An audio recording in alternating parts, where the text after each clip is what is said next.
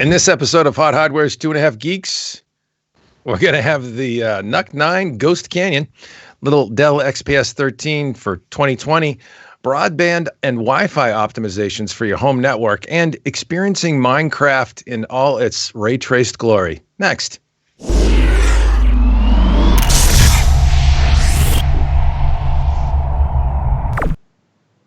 Chris, did I get chopped off on that tease there, buddy?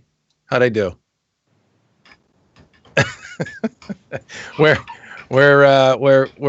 moving and shaking here, folks. Dave Altavilla, good to see you again back here for 2.5 Geeks, the podcast where we talk about a lot of things tech, and we lose sleep at a blinding pace these days. Very busy, very, very busy. And we're on a turbo format lately. Just so you know, we're going to be setting this up for 20 to 30 minutes tops every week, so quicker hitting content for you to digest more quickly and easily. Easy on the digestion, that's what we like to be, right, Marco? Yes, we like to be easy on the microbiome and full of happiness and low cortisol levels. That's it. Say no to the cortisol.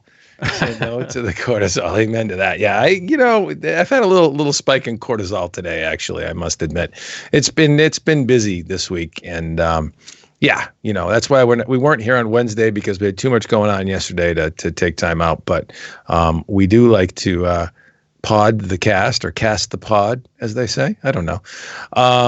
How's life? Everything good? Yeah, man, getting by. Dealing with two little kids in the house, distance learning, self-isolating, doing the work thing. It's working so far. I really shouldn't complain, in all honesty. Kids have blessed me. Things are running smoothly. It's just a lot going on. That's all. Isn't it the weirdest of times? I mean, seriously, and we won't dwell too much on this. We'll get right to the tech, but it's the weirdest of times. I mean, we're all, home. I mean, how many times have you sent an email or called somebody and said, "How you doing? I hope you're healthy." You're concerned about everybody's health all day long. It's like, it's bizarre. It's very strange times, to say the least. That is for sure. Yeah. And then Chris is with us. He's behind the curtain. He is turning the knobs and dials. He's not going to go on the screen today, but we might pepper you with a question or two. Okay, Chris? Yes. The getting fabulous gettings are not necessarily completely with us today. So Chris is going to be the half geek because he's behind the curtain, and Brittany won't be gracing us with her many talents, unfortunately, today. So we'll dive right into the headlines with just me and Marco, and journey on regardless. Let's talk about some interesting stuff that's been going on. We've got lots of new hardware still piping. The self-isolation, coronavirus, and all that has not stopped FedEx and UPS from delivering stuff for us to look at, which is great, keeping us busy. Marco took a look at the Intel NUC 9 Extreme Ghost Canyon, a pint-sized powerhouse, we called it, and there it is right there. It's a beauty. Marco, what do you know about this thing, and what's so special? It certainly looks diminutive. Yeah. I'd like to think I know a lot about it now that I got to play with it. Let me see if I can pick it up without getting a hernia. It's a couple of bricks. Yeah. No, it's actually not that heavy. When you consider the size of this machine, so it's a 5-liter chassis. This particular model I'm holding, the NUC 9 Extreme with the Core i9 processor inside, Core i9 9980HK 8-core processor inside. You can probably see that is, let me see if I can angle that right, get the light in there. That's the backside of the compute element that you see there. It looks like it's in an expansion slot. And on this side, those are the cooling fans on an Asus GeForce RTX 2070 card. Now, what makes this Ghost Canyon NUC special is Intel, over and above the slightly larger chassis, Intel's going with like a completely new architecture here.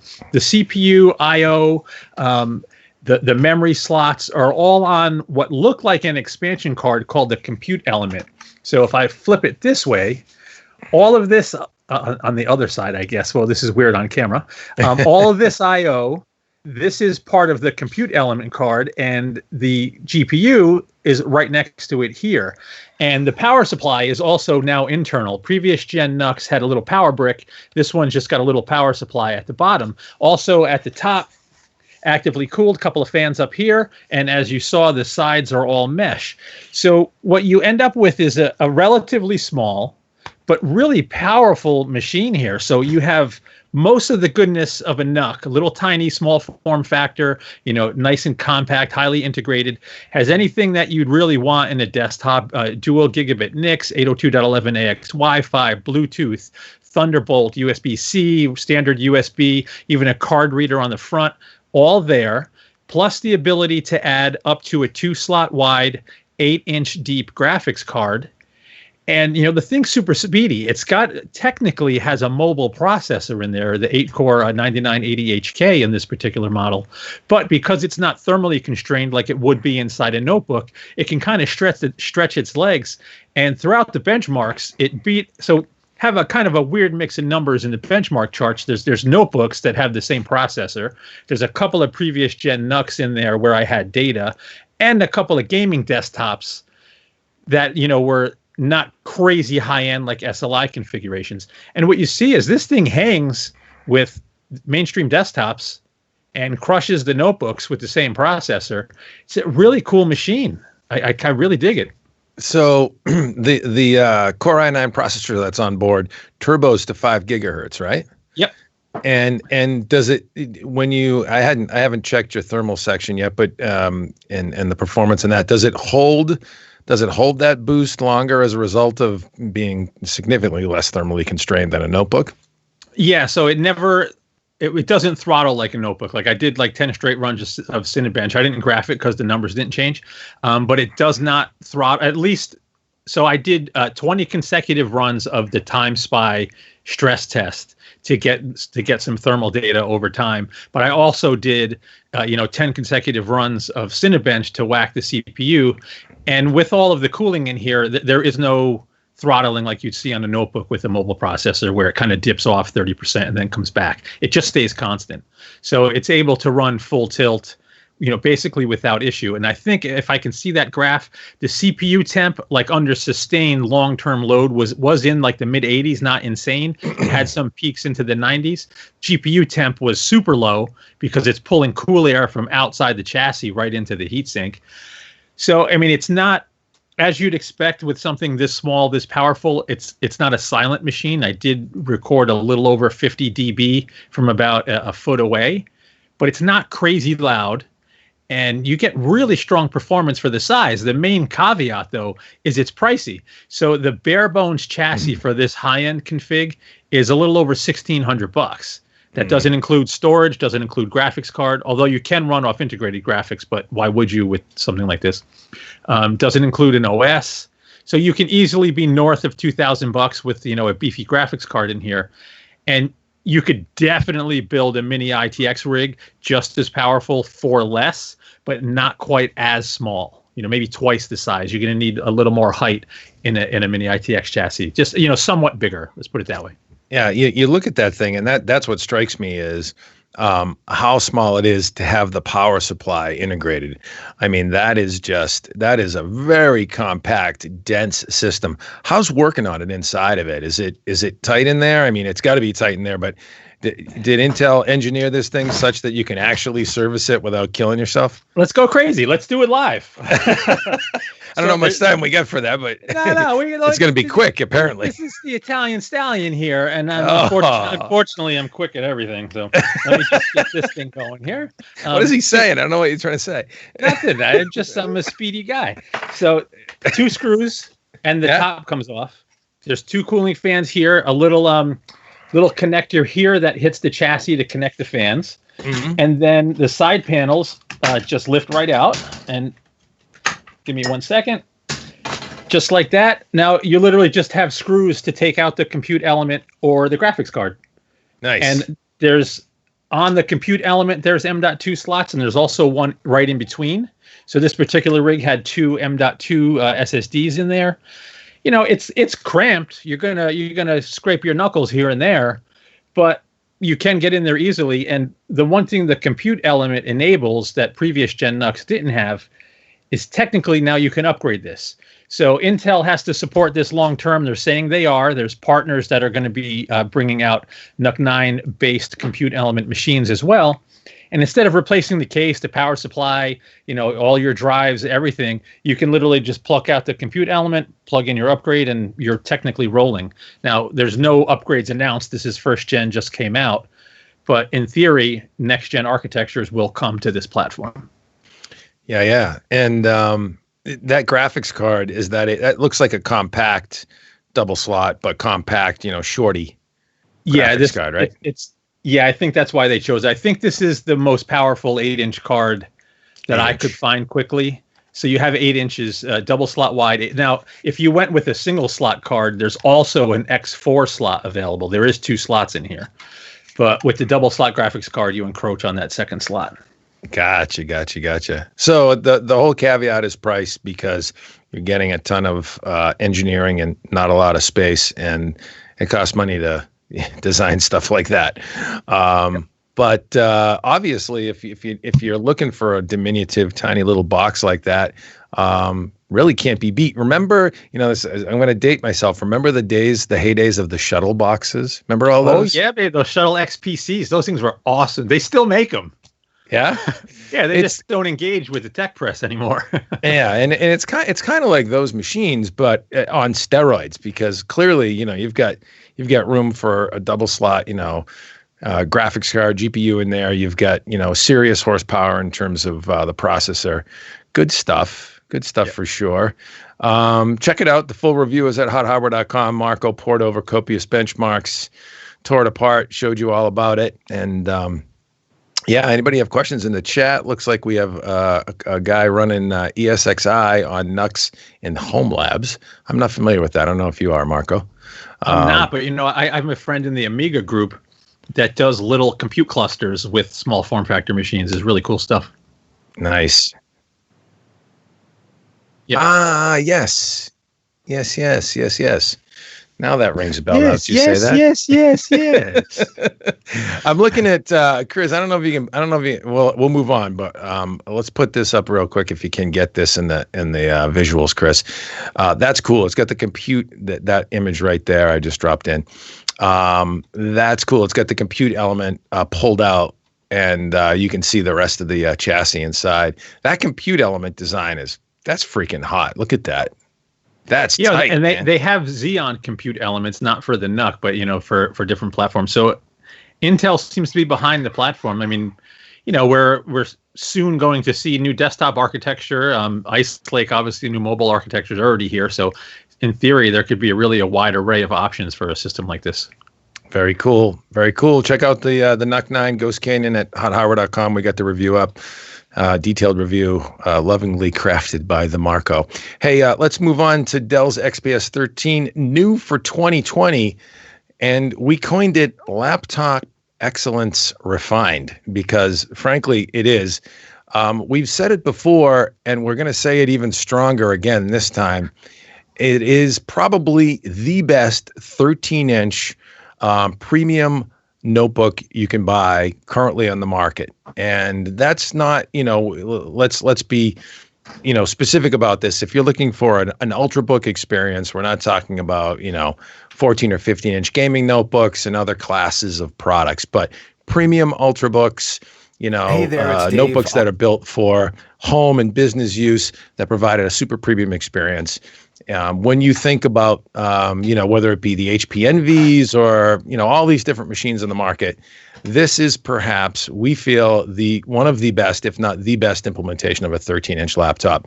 So the Dell XPS 13, new for 2020, as you can see there, the thinnest of bezels all around now. They actually got rid of the bottom bezel, not completely, but they basically trimmed the bezels on all 4 sides now, down the bottom as well, so that, down by the keyboard, it's super thin down there as well. The 720p Windows Hello capable, mind you, webcam is up in the top where it should be, no nose cam down the bottom. And that display you're looking at there that Chris just splashed on the screen is a 4K HDR capable 500 nits display that is just gorgeous. It is a touch display as well. There's also a 1080p option. But this machine is so optimized from an ergonomics and from a industrial design standpoint that it's just impressive. They took the original XPS 13 and over the years have refined it so much that it is just damn near perfect, as they say. And you can always find little drawbacks in everything. There's always some sort of compromise that needs to be made, but it's beautiful. Diamond cut chamfered edges now, polished edges on the design, sloped forward, as you can see there in that picture, a little bit of an edgy sloped forward look in the back. It has dual USB-C with Thunderbolt and an SD card reader, which I find fantastic because I don't like the removal of SD card readers from a notebook like this that frankly can be used from not only business productivity types but to creators as well. The keyboard is still a 13.3 inch in a very small 13.3 inch form factor. A little bit cramped if you like a 14 or 15 inch machine. It just depends on if you're good with a smaller form factor machine, because this is 13. Actually, it's a little bit larger than 13.3 inch. It's 13.4 inch. And the resolution is, well, it's 16 by 10 aspect ratio, which is great. You get a little bit more height. And 1920 by 1200, I think I forget what the 4K resolution is, but it's a little bit taller. 3840 by something larger than 2160. But yeah, just absolutely gorgeous and powered by Intel's Ice Lake 10th generation Ice Lake processor. So that has, we had a quad core machine with eight thread quad core machine with Iris Plus graphics, Gen 11 graphics. So a nice little kicker in graphics performance as well. Just fantastic. Marco, I know you're jonesing. 2.65 pounds, by the way, still svelte machine. What do you think? I think Dell knocked it out of the park. If you took the previous gen XPX 13s and compiled all of the customer feedback and all the feedback online with the minor things people would have changed, that seems to be what Dell has done. And yeah, I would murder somebody for that notebook. That thing is awesome. I have an XPS 13 already, the 7390, the 2-year-old one. And I love it. And this is just like, I drool over this one. Is awesome. Yeah. And by the way, folks, he's just kidding. He's Italian, but he wouldn't really murder any. It's like figurative, not literal. Yeah, we never do stuff like that. I can't get it on the camera too easily there because the screen's gonna blow out the display. But there it is. It's just super. The display is going to blow out the screen. Let me see. Yeah, I backed it down a little bit there. Backlit keyboard. It is just super, super well built. Hybrid carbon fiber, smooth touch in the palm rest area. A nice big trackpad, which I'm sure is hard to see for you right there, but nice big accurate glass trackpad. For me, getting used to the chiclets, I've always been, frankly, a Lenovo ThinkPad X1 series guy, ThinkPad X1 Carbon to be specific. I'm actually getting used to this keyboard because, and I'm not usually, like I said, that Lenovo has more shaped keys, and chiclets are kind of, not my jam. But I'm getting used to this because they made the keyboard even more like it's super optimized. The keycaps are a little bit larger.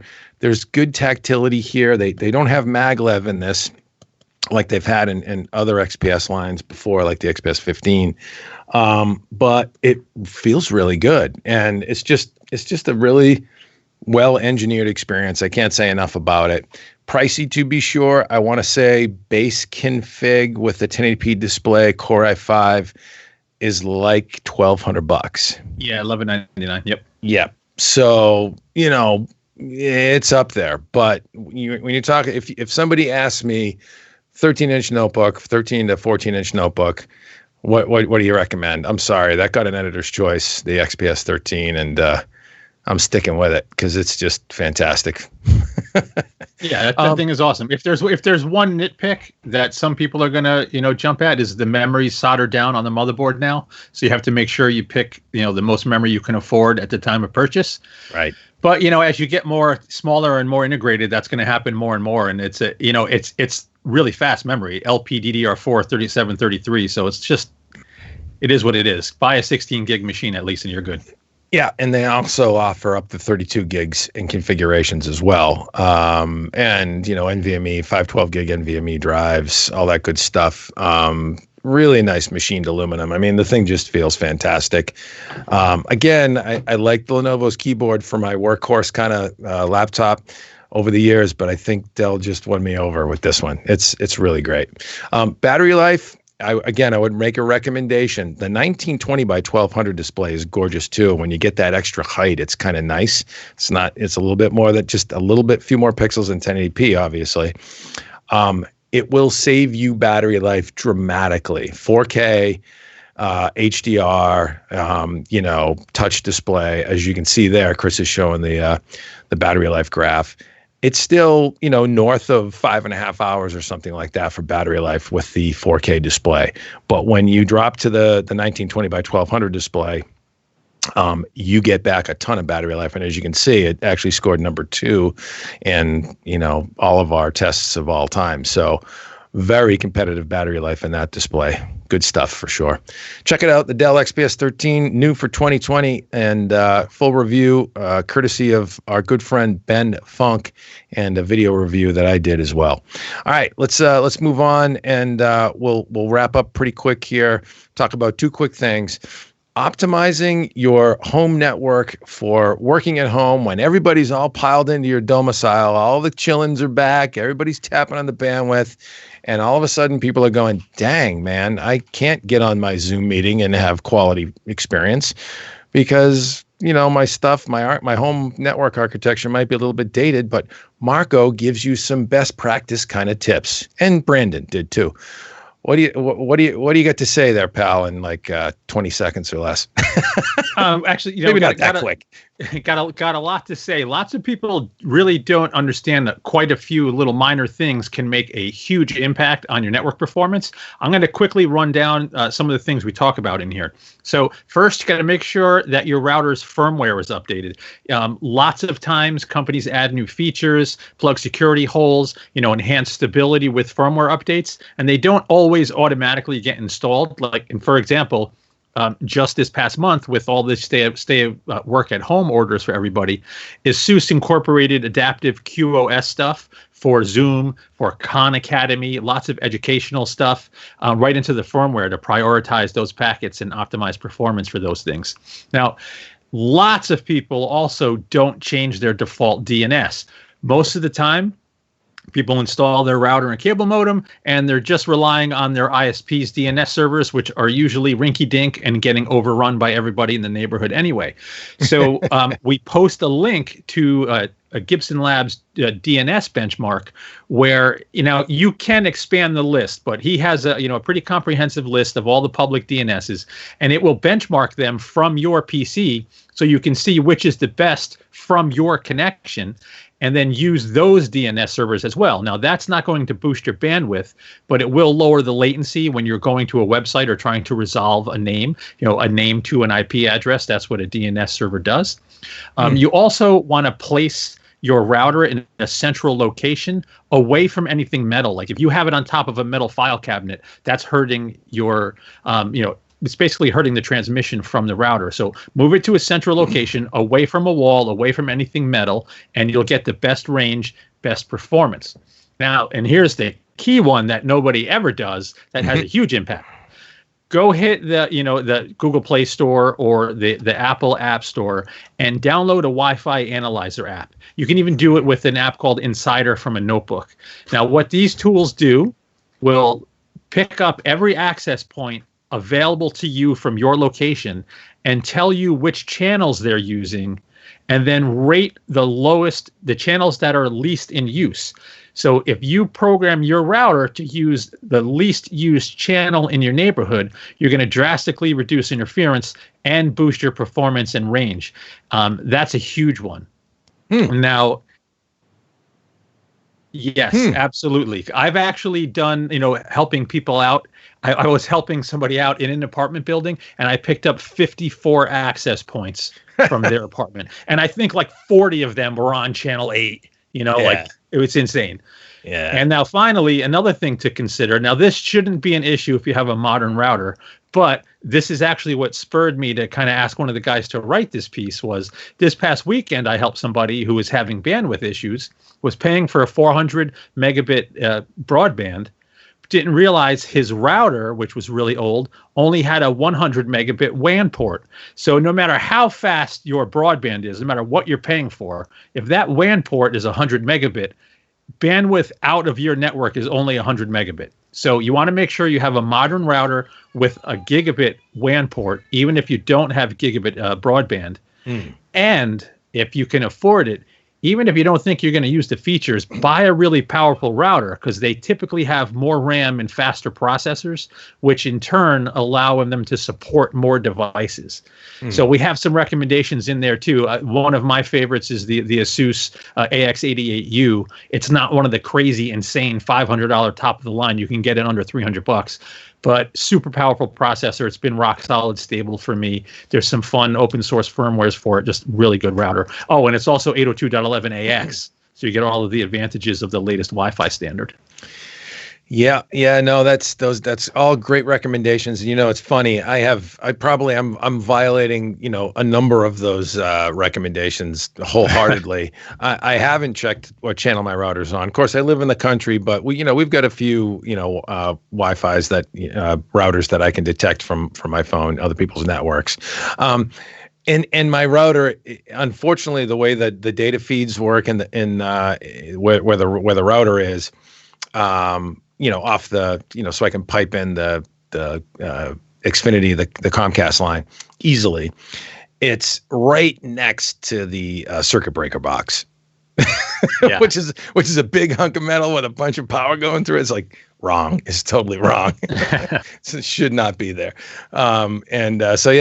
Great stuff. Check that article out, folks. You can probably save. I'm going to check out the DNS benchmark. I haven't played with that, but that makes total sense. The fewest hops you can get to a name server resolver, the better off you are. So that's great stuff too. Really good information, Marco. Thank you for conjuring that up with Brandon. Two more quick things that just quick, because I didn't mention one, and there's one more we didn't put. Can you tell he loves this? Because it makes a big difference, and I've been trying to help my kids' teachers, because it's just a lot of people could benefit. The other thing, and I know our readers are going to know this, but if you have a 5 gigahertz Wi-Fi band available, use that over the 2.4. The 5 gigahertz will have less range, but when you get a clean signal and you're connected, it's much lower latency and more bandwidth. And one other thing, if you do upgrade your router, consider also buying a gigabit switch to go along with it, and put all of your wired devices on the switch, and then just the switch into the router. So if you are updating firmware or what have you, and you have to reboot the router, your other systems remain on the local network. You're not shutting off your switch as well. And those are cheap. So just lots of stuff to consider. Gigabit switch, of course, right? Of course, true gigabit fabric, a good one, not like a $12 one. Spend $60. Yes. Right. Although interestingly, I bought my own modem, researched it, typically got what was supposed to be the best one for my ISP, and I hate it. I wish I stayed with the one I was renting, but whatever. Yeah. You gotta really research the modems, because a lot of times the ISPs will qualify them as well, and they'll have different performance with different types of networks, and so you really want to check that out, folks. If you're looking for a modem, make sure it's been tested on your ISP and they're place happy with your ISP. Yes. So, all right, let's move on and finish up very quickly with experiencing Minecraft RTX, a whole new ray traced world, again, by the fabulous Ben Funk, who fired this up. And NVIDIA and Mojang, the developers of Minecraft, in concert with publisher Microsoft, came up with this, and it has been in the making for a few months now. But basically, envision the Minecraft world, but now fully path ray traced, and it is just gorgeous with lighting and reflections and God rays, and it really makes, frankly, what is a very primitive looking game engine for most folks, versus when you're looking at something like, I don't know, Doom Eternal or whatever. It makes, a fundamentally primitive game engine that's designed more for building and crafting and all the great things that Minecraft does so well. It makes it such a hit. And it takes that, sort of blocky, pixelated looking thing and really brings it to life. Marco, what did you think about this? And then we'll close out. So I think it's pretty awesome. My kids love Minecraft. My older daughter Isabella will create these beautiful worlds, and my younger daughter Sophie will log in when she's not looking and smash everything and kill all the animals. It's awesome. Nice. But it's so funny. Like you'll see Izzy walk over and go, "No, Sophie, what did you do?" But whatever. So Minecraft's not really known for fantastic graphics. It's all about the creativity and ease of use, and basically you let your imagination run wild. But when you add, so NVIDIA didn't, and Mojang didn't just patch this and say, okay, it supports ray tracing. Like they had to create new worlds, and the game actually supports a fully path traced rendering with DLSS 2. So you have, I can't speak. You can say it. Path traced lighting plus reflections plus DLSS. So like all of the RTX goodness. And it really changes the game. And then what Ben also found, and what you'll see in some of the levels that are available in the free beta, is it sort of like it enables new game modes too. There's one map, forgetting the name, but it's in the article, where you have to like jump on the lighted bricks, and they're emitting the light. There is no light emission in regular Minecraft. You can have a different colored brick, but there is really no lighting. Now it has like it looks so much better, even with the blocky graphic style. It is a really cool update, and considering with DLSS and all of the features, the cheapest RTX graphics card at 2060 can achieve almost hit 60 frames per second at 1080p. All of the higher end cards, no problem. Some of the higher end ones can even do 4K with all of the effects. Considering how popular Minecraft is, I think NVIDIA is going to sell a ton of RTX cards when the kids see this and see how much different it looks. I need that. I need it. Hey, yeah. So, and what's interesting about this as well, because, the game engine isn't frankly as graphically challenging as, a AAA title, even though this is clearly a AAA title for other reasons. And oh, by the way, that's like primary, game development 101. If you make your game fun and addictive, it will sell volumes. It doesn't have to be, the most glitzy, glamorous game engine with the most amazing, graphics technology going on to be fun and addictive. So, but yeah, when folks get this, it's what's interesting about it is because it wasn't such a GPU stressor historically, they can enable every ray trace capable feature that currently DXR and NVIDIA's RTX cards support. So you get the lighting, ray trace lighting, you get ray trace reflections, screen space reflections, all sorts of different types of ray tracing effects. Right, Marco? It's all turned on. It's all enabled. Yeah. So good stuff for sure. What are you laughing about? I'm laughing at RMDTU's comments. There's all the tech they put in Minecraft, but they can't fix HDR on Windows. And it's like, I totally agree. Like Microsoft, they love to break stuff. Like just get HDR working right in Windows. You can do it on friggin' iPad, fix it in Windows, It's like, geez. Yeah, it's true. It's true. Yeah. And then you flip it on and you see some SDR content and it looks all, jammed up because you got HDR on in Windows and you get an HDR display. Yeah. Interesting stuff. Like, oh, cool. A light blue squirrel. Awesome. There you go. Well, we will wrap for today because we're trying to do this shorter but tastier segments, hopefully, folks. And we will say that stay tuned because we are trying to line up another giveaway. We were talking with a certain very high-end, by the way, system manufacturer who came from the land of cooling, specifically liquid cooling, to come out with a line of systems. We've been working with them. We're hoping to get them in on the action. But there will be a killer, I might add, gaming rig coming up soon that we'll be giving away.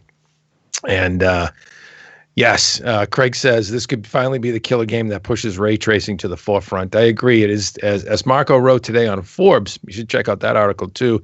There's an article up on Forbes about Minecraft RTX being ray tracing's potential killer app. Check that one out too. Good article.